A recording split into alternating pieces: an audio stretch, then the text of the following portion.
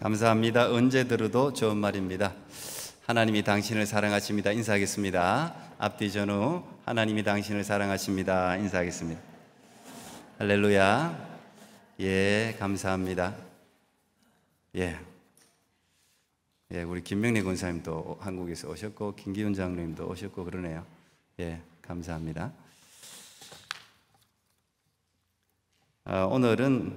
오늘부터 5월은 항상 우리가 가정의 달 그렇게 말하잖아요. 6월은 호국의 달 뭐 이렇게 달마다 이제 주제를 정해놓고 우리가 지키는데 그걸 잘 우리가 우리의 것으로 삼으면 좋겠어요. 매달 이런 주제가 정해졌으니까 가정의 달 5월은 여러분의 가정이 새로워지고 또 혹시 깨어졌던 관계가 있으면 회복되는 또 아픔이 있었다면 치유되는 그런 가정의 달 되기를 축복합니다. 가정 회복을 위해서 이제 오늘부터라도 매 시간이 똑같다고 생각하지 말고 5월은 어쨌든 우리 가정을 위해서 가정의 전진, 발전, 회복, 성장 또 충만을 위해서 내가 작은 실천을 뭘 할 수 있을까를 한번 고민해 보면 좋겠어요. 그래서 그걸 하나라도 여러분들이 실천하면 안 하던 거라도 한번 한 달간 해보는 거죠. 한 달 정도 하면 약간 습관이 될 수도 있거든요. 그래서 그런 계획을 실천할 때 우리의 가정에 생기가 넘치는 그런 모든 가정들이 되기를 바랍니다. 오늘은 특별히 어린이 주일입니다. 어제 예꿈동산에서 이렇게 낚시를 했어요. 저는 토요일이라서 못 가봤는데 이 사진을 엄청나게 많이 보내왔는데 이렇게 보는데 날씨도 좋았고 저는 이 낚시를 여기서 한 번도 해본 적이 없어요. 또 어릴 때 낚시에 대한 아주 안 좋은 기억이 있어갖고 낚시를 그리 좋아하진 않아요. 그런데 여기서는 캐나다에서는 그래도 낚시 정도 취미 가지면 좋거든요. 아이들이 저럴 기회에 한번 이렇게 낚시를 해보면 평생에 또 낚시할 수 있는 기회가 있고 참 교회 학교에서 이런저런 새로운 기회를 제공하는 것도 사실 교회가 해야 할 일인데 어제 보면서 참 감사했습니다. 많은 우리 학부모님들과 또 그 아이들 보면서 기뻤습니다. 고기를 이렇게 가져왔는데 어떻게 해야 될지를 제가 몰라가지고 이걸 고기를 근데 어떤 사람은 매운탕도 끓여 먹고 구워도 먹고 송어더라고요. 송어 좋은 거잖아요. 그래서 저는 냉동실에 집어넣었습니다. 냉동. 일단은 이 아이들 참 보면서 오늘도 이런 보세요. 여기 해피아이가 이쪽에 서고 예꿈동산이 이쪽에 섰는데 이 아이들이 이쪽으로 옮기는데 부모님들은 오래 걸린다 생각할지 몰라도 그리 오래 걸리지가 않아요. 이 아이들이 언제 이렇게 이쪽에서 이제 징그러운 익두스로 금방 간다고 이제 아주 익두스로 금방 갔다가 이제 또 든든한 청년부로 금방 갔다가 이제 언제 또 결혼한다 그랬다가 애를 쑥 난다고요. 참 세월이 그렇게 흘러가는데 제가 그 사진을 보면서 감사도 했지만 참 책임도 마음속에 많이 느꼈습니다. 그래서 앞으로 이들이 주인공으로 살아갈 세상이 지금 이렇게 막 그렇게 어떻게 보면 순진하게 미래에 대한 고민 없이 만나면 낄낄대고 그냥 그런 마음껏 놀 수 있는 뛰어노는 세상이 계속 이어졌으면 좋겠다 이제 그런 마음이 있습니다. 아마 여러분들 동일한 마음이라고 생각합니다. 제가 이제 이 칼럼에 UN 뭘 실을까 하다가 UN 아동 권리 협약이라는 이 1989년에 채택된 건데 물론 우리나라는 또 방정환 선생님부터 해서 아동 어린이 헌장 같은 게 있어요. 어쨌든 우리가 이럴 때 한번 이거라도 읽어보고 이 아이들이 가지고 있는 권리를 우리가 잘 이렇게 받들어 줄 수 있는 이 아이들이 여기에서 희생당하지 않도록 우리가 그런 마음도 한 번쯤 가져보면 좋을 것 같습니다. 우리 부모님들 한번 물어볼까요? 이게 2020년 교육 컨텐츠 전문 회사인 스쿨잼이라는 곳에서 약 400명의 아이들을 대상으로 이제 설문조사한 건데요. 부모님으로부터 받고 싶은 선물, 갑자기 떠올려. 받고 싶은 선물 1, 2, 3, 4, 5위를 해놨던데 한번 여러분 한번 불러보세요. 아이들이 부모님으로부터 어떤 선물을 받고 싶은가 불러봐요. 예? 어떤 거요? 아, 스마트폰, 핸드폰. 예. 아, 그 정도 능력이 되나 보죠? 예. 그것도 들어가 있어요. 그게 이제 4위예요. 4위 18.4%. 그냥 기프트로 선물 받고 싶다. 뭐 종류는 안 적었는데 맞아요. 그것도 있더라고요. 해주세요. 또 뭐가 있을까요? 뭘 받고 싶을 것 같아요? 예? 게임 같은 거 다 선물로 포함되는 거고. 예. 아, 잘 모르시는구나. 예, 아이들을. 예. 어른이나 아이들이나 뭐니 해도 뭐예요? 아이들도 머니를 좋아하더라고요. 예. 그게요, 2위예요. 용돈. 2위. 22.7% 용돈을 원하더라고요. 예. 그 다음이 조금 제가 우리 생각보다는 좀 짠한 그런 요구들이에요. 5위가 자유시간. 엄마 아빠요, 내게 자유시간을 달라. 너무 쪼우지 말라 이거예요. 자유시간. 예. 우리 애들도 우리도 막내도 보니까 엄마 없고 아빠 없고 뭐 오빠 없고, 우리는 잔소리하는 사람 많잖아요. 오빠 언니가 우리 유진 너무 많아갖고 아무도 없으면 에이 자유다 그래. 잔소리하는 사람 없으니까 자유다 그래. 얼마나 좋아하는지 몰라요. 자유시간 5위. 그 다음에 3위가 애정 표현입니다. 아이들을 사랑하는 거, 예, 표현을 아이들이 그렇게 원하더라고요. 아이들 애정 표현. 1위가 뭔지 아세요? 1위 어떻게 알았어요? 이야, 옥집사님 할아버지 자격이 있으신데. 예, 칭찬이에요. 칭찬. 아이들도 제일 부모님으로부터 원하는 건 칭찬이에요. 특히 한국 부모들은 칭찬을 잘 안 해요. 칭찬하면 애들이 교만해질까봐, 칭찬하면 애들이 또 너무 앞서갈까봐 칭찬을 아끼는데 아낄 필요가 없어요. 그럴 리 아무도 없어요. 여러분들끼리도 마찬가지예요. 장로님들, 권사님들, 뭐 목사님들 누구라도 칭찬 아낄 필요 없어요. 건방져지지 않습니다. 교만해지지 않아요. 그냥 아이들을 마음껏 칭찬하세요.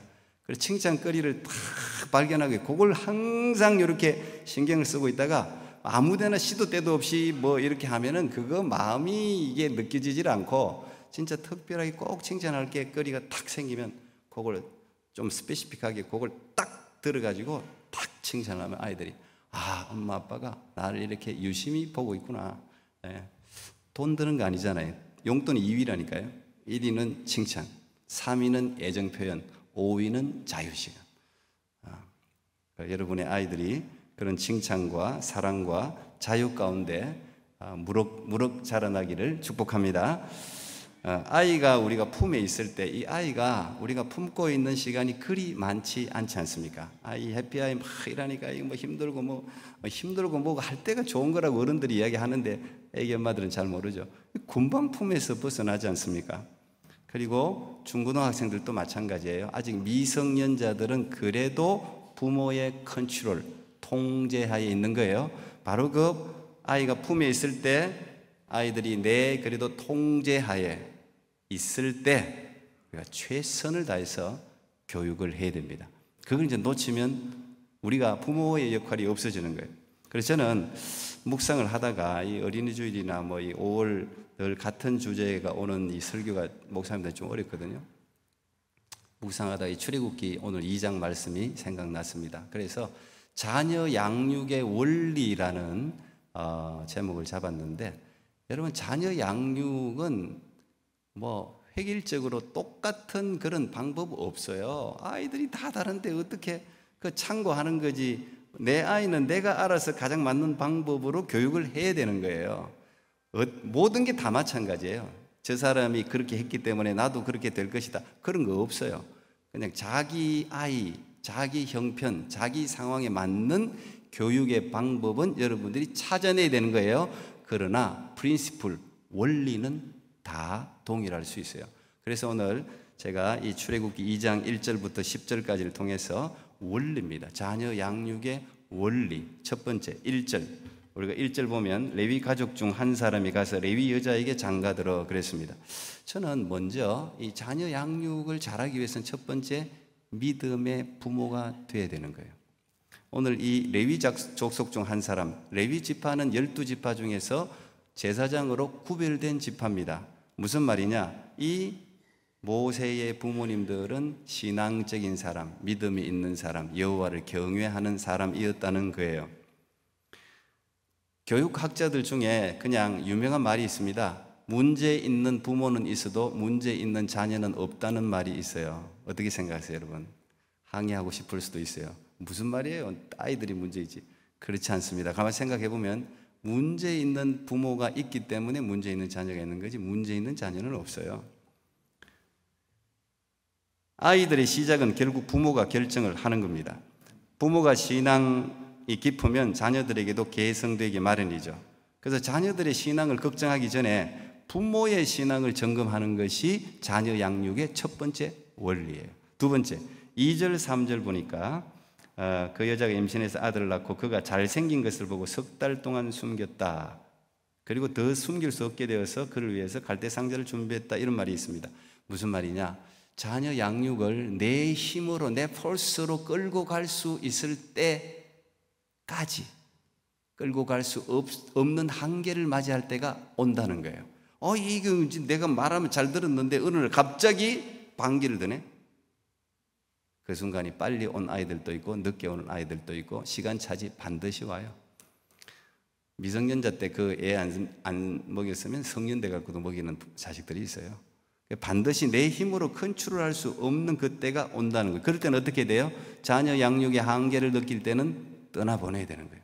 믿음으로 떠나보내는 걸 준비해야 되는 거예요. 오늘 모세 부모님들이 3달 동안 숨겼습니다. 숨겨서 아이를 키웠습니다. 그런데 울음소리가 커지니까 더 이상 숨길 수가 없잖아요. 내 힘으로 안 되는 거죠. 근데 오늘 여기 2절에 보면 잘생긴 것을 보고 숨겼다 이렇게. 이걸 보고 이제 시험 드는 사람도 있더라. 그러면 못생겼으면,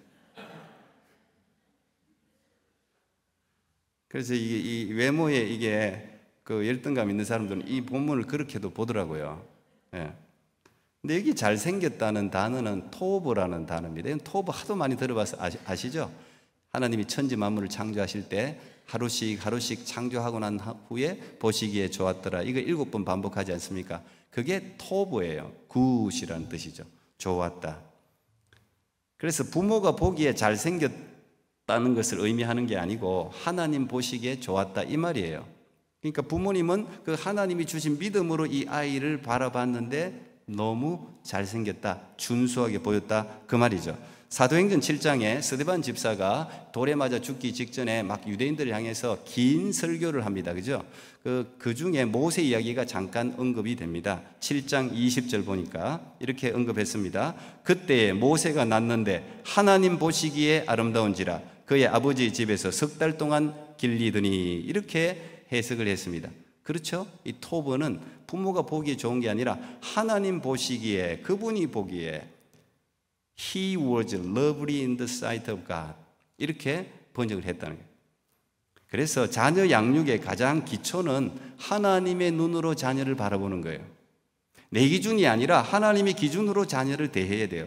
내 자녀가 아니라 하나님의 자녀라는 사실을 기억해야 돼요.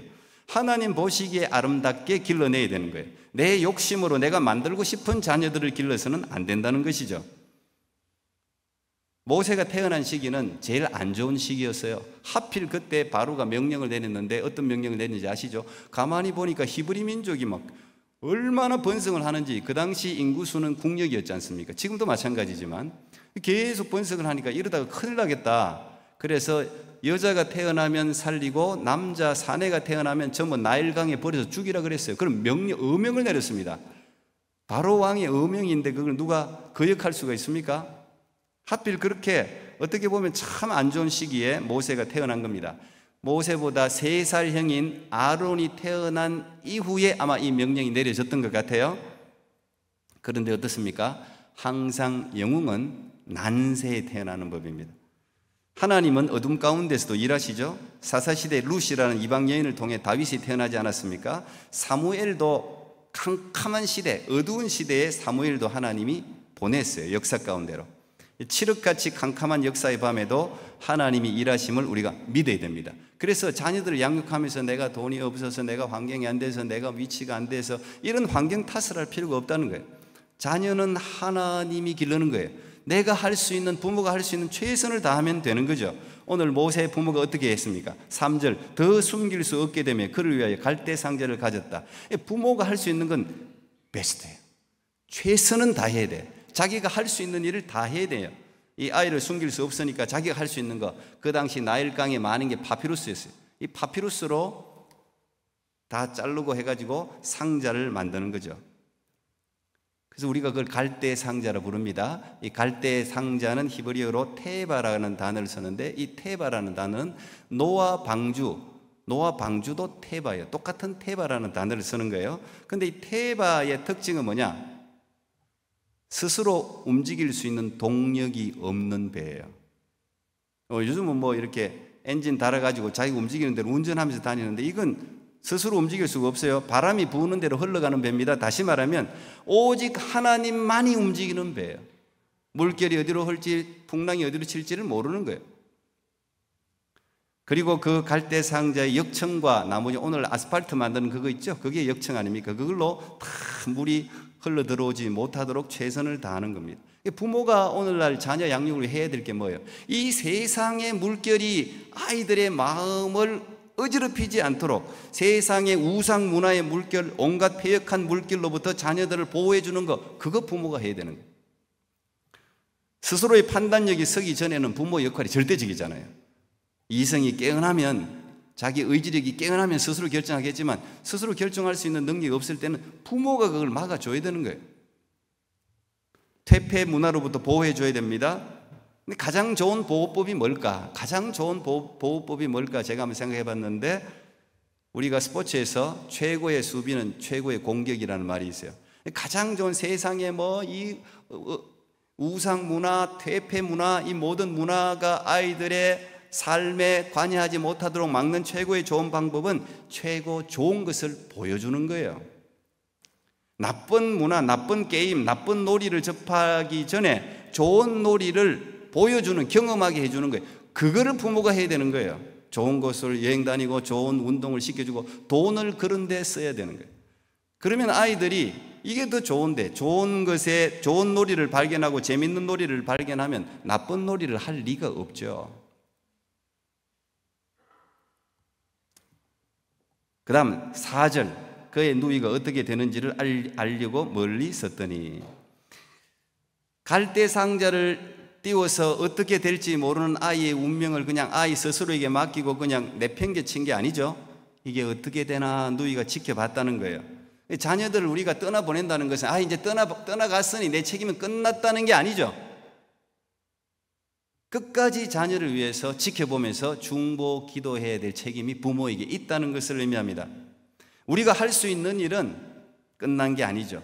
끝까지 아이들의 삶을 지켜보면서 그 아이가 바른 길로 가도록 기도를 해야 한다는 것을 의미합니다. 5절, 바로의 딸이 목욕하러 나일강으로 내려오고 시녀들은 나일 강가를 거닐 때에 그랬습니다. 이 떠내려가던 갈대 상자가 이게 물살이 어디로 칠지 알지 못하는데 이게 어떻게 됩니까? 이게 테바, 하나님이 움직이는 배예요.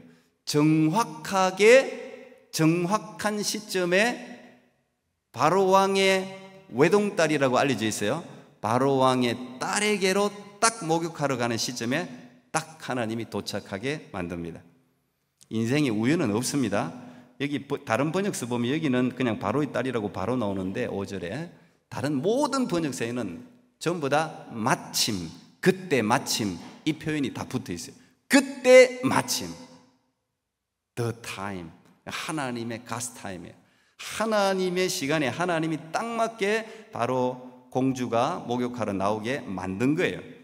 우연히 어디 있겠어요? 이런 시간이 계획, 절묘한 타이밍은 하나님이 만드는 거예요. 하나님이 일하신다는 걸 여러분 믿어야 돼요. 우리가 자녀들을 떠나보내면서 저 아이들 덕에 내가 어쨌든 막 끝까지 쫓아가가지고 돈도 대주고 뭐도 해주고 전부 일일이 간섭하려고 하는 열심 있는 부모님들이 계시죠. 능력이 있으니까 그렇게 하죠. 그런다고 여러분 다 따라다닐 수 있어요? 아니에요. 한계에 부딪히면 언젠가는 떠나보내야 되는 거예요. 떠나보낼 준비를 항상 해야 되는 거예요. 그러나 떠나보내고 난 후에 하나님께서 그 자녀들의 삶을 인도하신다는 사실을 믿어야 된다는 거예요. 대충 태어나는 인생은 없죠. 하나님은 그 사람의 모양이 어떻든 간에 그 한 사람 한 사람을 다 맞춤형으로 계획을 가지고 있다는 것을 믿으시기 바랍니다. 하나님이 다 가지고 계신 거예요. 이 바로 공주는 그때 왕이 투트모세라고 알려져 있는데, 투트모스 1세인데 이 외동딸이라고 알려져 있어요. 그래서 이 바로 왕의 딸이 왕 계승 순위 1위예요. 그런데 이 딸이 아이를 한 명밖에 못 낳았는데 그 딸을 낳았어요. 근데 그 딸이 일찍 죽었어요. 근데 보통 여러분, 공주가 무슨 나일강에 목욕을 하러 나옵니까? 서민들이나 나오지. 자기 목욕탕이 다 있는데. 근데 나일강에 나왔단 말이에요. 보통 이집트 사람들이 큰 신을 두 신을 섬기는데, 하나는 태양신 라, 태양을 섬기고요. 두 번째 신이 나일강 신이에요. 근데 이 나일강 신은 어떻게 알려져 있느냐? 생산의 신으로 알려져 있어요. 아마도 이 바로 공주는 딸을 아마 이렇게 사별한 지 얼마 안 되고 슬픈 마음에 이제 아이를 또 가져야 되겠는데, 그래서 아마도 제2적인 그런 요소를 가지고 나일강의 그 생산의 신, 그 나일강 신에게 비는 마음으로 지금 간절한 마음으로 나온 거예요. 그런데 때마침 이 갈대 상자를 발견하게 된 것입니다. 그리고 여러분, 그 어머니 모성애가 그 아이의 우는 울음소리를 들으면서 모성애가 막 발동을 한 거예요. 마침 이 생산하고 싶고 임신하고 싶고 아이를 가지고 싶었는데, 이 아이를 자기가, 하나님은 아니겠지만 자기 어떤 그 영감을 가지고 이 아이를 내게 주신 것인가 뭐 이렇게 생각했을 수도 있는 거예요. 이 하나님의 계획이 아닐 수가 없죠. 이 하나님이 모든 것을 다 기획하고 인도한다는 이야기예요. 6절 보세요. 열고 그 아기를 보니 아기가 우는지라 그가 불쌍히 여겨 이르되 이는 히브리 사람의 아기로다. 이 히브리 사람의 아기라는 것을 바로 공주가 알았습니다. 지금 자기 아버지가 무슨 명령을 내렸습니까? 히브리 사내는 다 죽이라 그랬잖아요. 이게 참 하나님이 놀랍게 일하는 방법이에요. 세상이 믿음의 사람을 넘어뜨리려고 덫을 쳐도 그 덫에 누가 걸린다고요? 그 사람이 걸리는 거예요. 하나님이 자기들이 꾀에 빠지게 다 만드는 거예요. 그 바로 왕의 어명을 어긴 사람은 바로의 딸이 되는 것입니다. 그래서 하나님을 이길 권세는 이 세상에 없어요. 여러분의 자녀를 누가 지킨다고요? 하나님이 지킨다는 사실을 여러분 기억해야 돼요. 그게 자녀 양육이 중요한 원리예요. 그걸 믿어야 되는 거예요. 여러분들이 아이들 목숨 지켜줄 수 있습니까? 없죠. 여러분들이 무슨 힘이 있어서 아이들 그걸 다 지켜줄 수 있겠어요? 근데 하나님은 그 아이들을 생명을 지킬 뿐 아니라 그냥 바로 왕자로 입양시켜 버리잖아요. 이걸 누가 계획할 수 있겠어요? 하나님이 아니면 어떻게 이런 계획을 할 수가 있겠습니까? 아이가 울을까봐 울면 죽음이에요. 울면 울음소리가 나면 죽는데, 오늘 이 아이가 갈대상자를 열었더니 우니까 이게 생명의 소리가 된 거예요. 이게 바로 공주의 마음에 모성애를 일으키고 긍휼한 마음을 가지게 만든 거예요. 사람의 마음을 누가 움직입니까? 하나님이 움직이는 거예요. 여러분, 세상에 제일 힘든 게 사람 마음 얻는 거예요. 사람 마음 얻기 진짜 어려워요. 근데 하나님이 마음을 움직이면 그 마음이 움직인다는 것이죠. 여러분들이 해야 할 일은 뭡니까? 자녀들이 어디에 가든지 하나님의 긍휼, 사람들의 긍휼을 잊도록 기도하는 것이죠. 오늘 7절 보니까 그의 누이가 바로의 딸에게 이르되 내가 가서 당신을 위하여 히브리 여인 중에서 유모를 불러다가 이 아이에게 젖을 먹이게 하리까. 딱 미리암이 뭐 몇 살쯤 됐는지 모르겠어요. 한 6살에서 12살 사이로 봅니다. 근데 그 미리암이 딱 보고 있다가 딱 그 바로 공주가 그 아이를 보고 이렇게 긍휼히 여기는 그런 것들을 옆에서 보면서 얼른 나서가지고 용기 있게 나서가지고 혹시 젖 먹이는 유모가 필요합니까? 이렇게 묻는 거예요. 여러분, 부모님들이요, 부모님들이 할 수 있는 모든 것은 자녀들을 위해서 해야 되는 거예요. 감동은 하나님이 주는데 액션은 여러분이 취해야 되는 거예요. 내가 체면 때문에 뭐 때문에 자녀들을 위해서 이게 좋은 건데도 불구하고 내 상황, 내가 저 사람들 어떻게 나와서 이런 거 따지면 아이들을 위해서 베스트의 삶을 살 수가 없는 거예요. 우리 엄마들은 용감하잖아요. 그래서 나서서 자기가 할 수 있는 하는 거예요. 미리암이 안 나섰다면 이 일이 일어날 수 있습니까? 미리암이 용기 있게 나간 거예요. 혹시 필요합니까?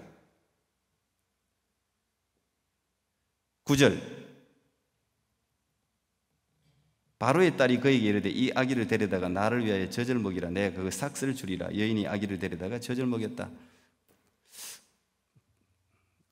자기 엄마가 자기 애 젖 먹이는데 월급까지 받아가면서 먹이고, 야, 이건 진짜 이거는 유머예요. 이거는 이 하나님 유머 코드예요. 이런 유머 코드가요 성경에 굉장히 많이 들어있어요. 하나님 굉장히 유머러스하거든요, 사실. 기가 막힌 거 아닙니까? 야, 이 아이 죽을까봐 그냥 이 아이 어떻게 될까봐 막 믿음으로 간절히 기도했는데 그 히브리서에 보면은 부모들이 믿음으로 석 달을 숨겼다 그렇게 나오거든요. 믿음으로 했는데 하나님이 기가 막히게 네가 먹이고 월급도 받아가면서 힘들지. 야, 놀랍지 않습니까? 이 하나님이 하는 일이에요. 그래서 이 요게벳은 자기의 친아들에게 자기의 젖을 먹입니다. 그런데 이 젖먹이 교육이요, 위대한 교육이에요.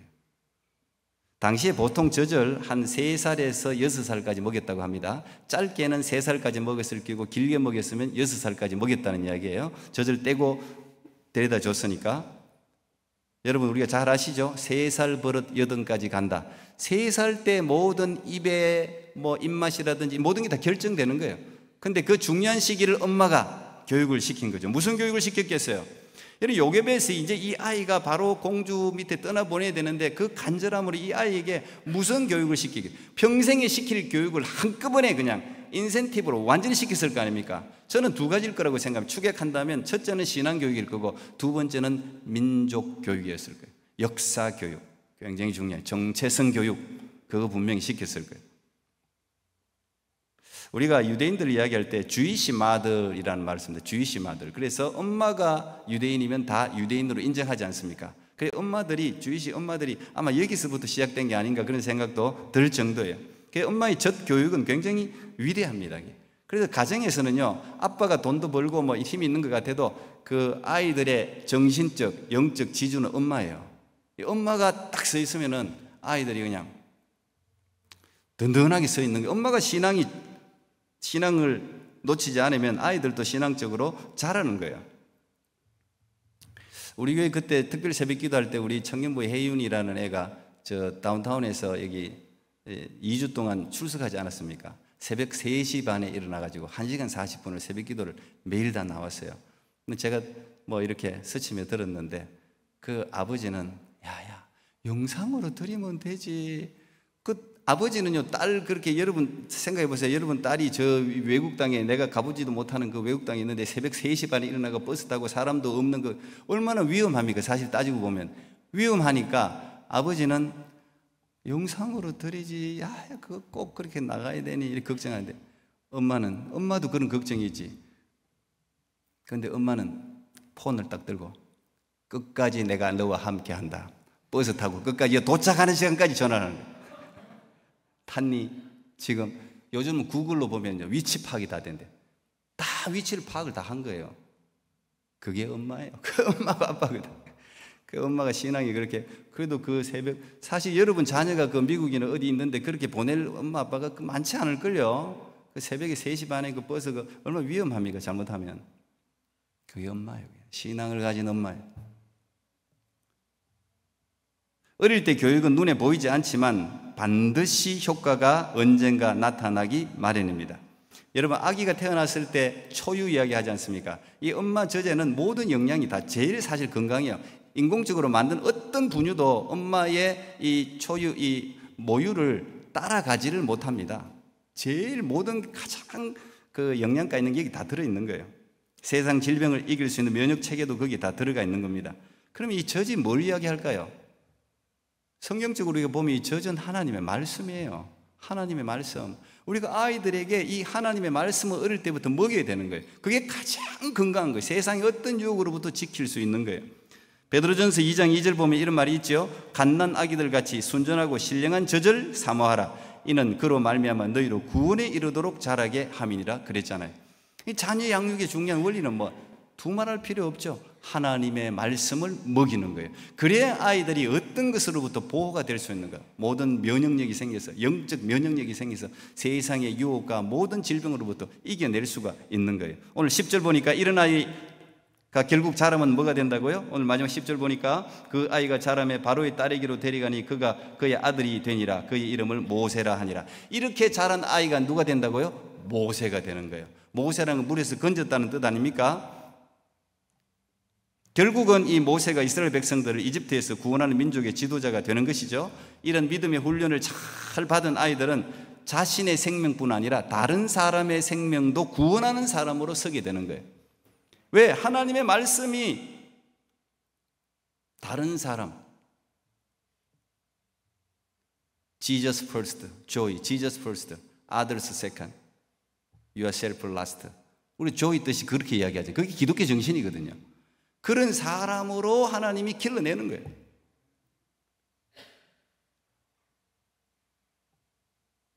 히브리서 11장 23절에서 26절 보니까 믿음으로 모세는 장성하여 바로의 공주의 아들이라 칭함받기를 거절하고 도리어 하나님의 백성과 함께 고난받기를 잠시 죄악의 낙을 누리는 것보다 더 좋아하고 그리스도를 위하여 받는 수모를 애굽의 모든 보화보다 더 큰 재물로 여겼으니 이는 상 주심을 바라봄이라 그랬습니다.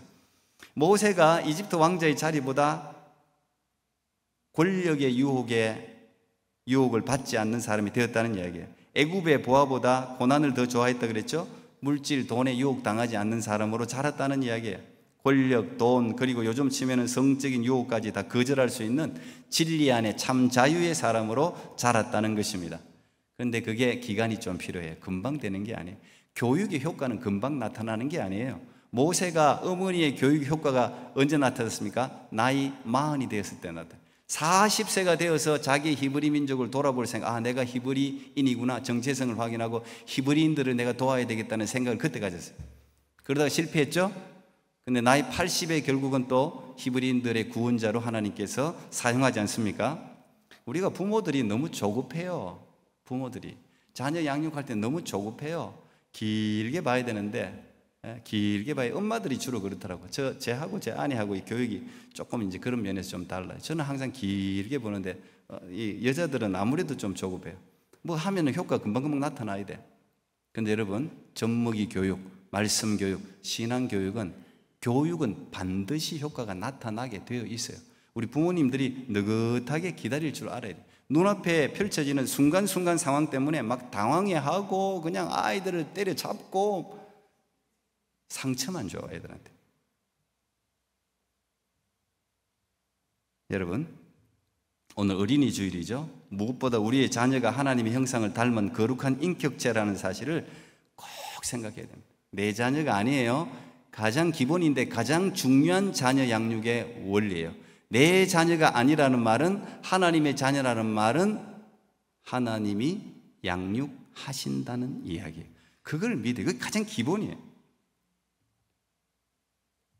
아이들을 존중해야 합니다. 오늘 저는 모세 이야기를 통해서 몇 가지 영적 자녀 양육의 원리를 우리가 찾아봤습니다. 방법이 아니에요. 원리예요. 제가 잠깐 요약하고 마치려고 합니다. 이런 양육을 하려면요, 무엇보다 믿음이 필요해요. 믿음이. 첫 번째 뭐라 그랬어요? 자녀를 하나님의 눈으로 바라보라 그랬어요. 그리고 내 손 안에 있을 때 내가 할 수 있는 최선을 다해서 교육해야 됩니다. 그냥 아이들 그냥 툭 던져놓고 알아서 하겠지 이렇게 또 너무 믿음이 좋은 부모님들도 있어요. 절대 그렇지 않습니다. 내가 지금까지 이런 게 제가 늘 그런 거 보는, 사람 잘하고 사람한테 늘 관심 있는 게 목사예요. 항상 살펴봐. 100% 딱 맞지는 않아요. 그러나 자녀들도 부모의 희생 없이 잘 되는 자녀들은 잘 없어요. 특히 어릴 때 아이들이 스스로 뭔가를 할 수 없을 때는 부모의 역할이에요. 최선을 다해서 그 아이에게 최선을 다해. 내 손 안에 있을 때, 내 품 안에 있을 때, 내가 컨트롤할 수 있을 때, 그때는 최선을 다해서 신앙교육, 민족 정체성 교육, 역사 교육, 이런 것들을 여러분들이 해야 되는 것입니다. 그 다음 내가 할 수 없을 때가 와요. 그때는 믿음으로 아이를 떠나보내야 돼요. 내 영역에서 떠나보내야 돼요. 그렇다고 떠나보냈다고 해서 손을 떼는 게 아니죠. 항상 주시하면서 그 아이를 위해서 중보 기도를 해야 되는 것입니다. 그리고 하나님이 내 자녀를 가장 좋은 길로 인도하신다는 사실을 믿어야 하는 것입니다. 어떤 상황이 일어나도 좀 어떻게 됐다고 해서 너무 흔들리지 말고, 하나님의 자녀 아닙니까? 하나님, 이렇게 용감하게 기도해야 되는, 하나님의 자녀잖아요. 저는 최선을 다했습니다. 내가 할 수 있는 일은 없지 않습니까? 하나님이 하셔야지요. 하나님이 그거 안 듣겠어요? 듣죠. 그 아이에게 맞게 하나님이 인도한다는 거예요. 40년의 시간이 걸려도 하나님을 믿으십시오. 드디어 와도 하나님은 하나님이 이를 그 자녀에게 향하신 뜻을 반드시 이룹니다. 마지막, 자녀 양육하기 전에 반드시 믿음의 부모가 되십시오. 그게 더 중요해요. 아이들한테 포커스 맞추지 말고 자기 스스로가 믿음의 부모인가를 먼저 자문하십시오. 거기서 답이 되면 아이들은 다 저절로 되게 되어 있어요. 하나님이 여러분의 자녀들을 가장 좋은 곳으로 인도하실 줄 믿습니다. 여러분의 가정을 축복합니다. 여러분의 자녀들을 예수님 이름으로 축복합니다. 기도하겠습니다. 하나님 고맙습니다. 오늘 어린이 주일을 맞았습니다.